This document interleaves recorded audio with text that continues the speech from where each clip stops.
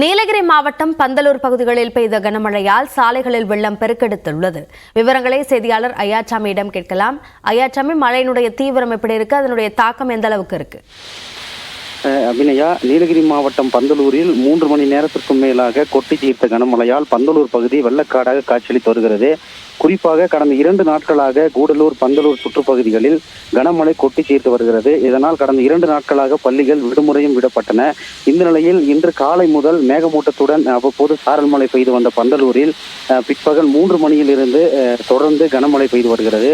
இதனால் பந்தலூர் மட்டுமன்றி அதை சுற்றியுள்ள பகுதிகளும் வெள்ளக்காடாக காட்சியளிக்கின்றன. அதாவது சாலைகளில் ஆறு போல் மழைநீர் வெள்ளம் கரை புரண்டு ஓடுகிறது. இதனால் பொதுமக்களின் இயல்பு வாழ்க்கை பாதிப்படைந்தது. பஜார் பகுதிக்கு வந்திருந்த பொதுமக்கள் இந்த மழை நீர் வெள்ளத்தில் நடந்து சென்று சிரமப்பட்டனர். குறிப்பாக இந்த பள்ளிகள் முடியும் வேளையில் இந்த கனமழை என்பது தொடர்ந்து பெய்து வருவதால் பள்ளி மாணவிகள் மிகவும் சிரமத்திற்கு ஆளாகி வருகின்றனர். தொடர்ந்து மழை பெய்து வருவதால் பல பகுதிகளில் ஆறுகளில் வெள்ளப்பெருக்கும் ஏற்பட்டுள்ளது. வீடுகளையும் மழை நீர் சூழ்ந்துள்ளதால் பொதுமக்களின் இயல்பு வாழ்க்கை கடுமையாக பாதிக்கப்பட்டுள்ளது. அப்படின்னா நீலகிரியில் பெய்து வரும் மழையின் காரணமாக ஏற்பட்டிருக்கக்கூடிய தாக்கம் குறித்த விவரங்களுக்கு நன்றி ஐயாச்சாமி.